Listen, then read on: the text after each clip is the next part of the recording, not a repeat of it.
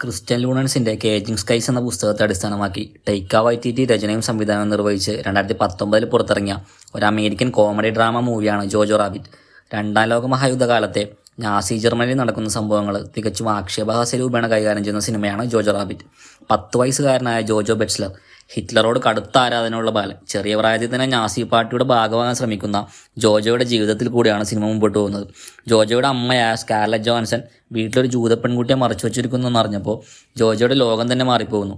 ഈ സിനിമയിലെ ജോജോയുടെ സാങ്കല്പിക സുഹൃത്തായ ഹിറ്റ്ലറെ അവതരിപ്പിച്ചിരിക്കുന്നത് ഈ സിനിമയുടെ ഡയറക്ടർ ടൈക്ക വൈറ്റിറ്റി തന്നെയാണ്. 2020 academy award for best writing adapted screenplay ഇദ്ദേഹത്തിനായിരുന്നു. ജോജോ ആയി വന്ന റോമൻ ഗ്രിഫിൻ ഡേവിസും ജോജോയുടെ അമ്മയായ സ്കാർലറ്റ് ജോഹാൻസനും എൽസയെ അഭിനയിച്ച തോംസൺ മക്കൻസിയുടെ ഗംഭീര പ്രകടനങ്ങൾ ഈ സിനിമയിൽ ഉടനീളം നമുക്ക് കാണാം.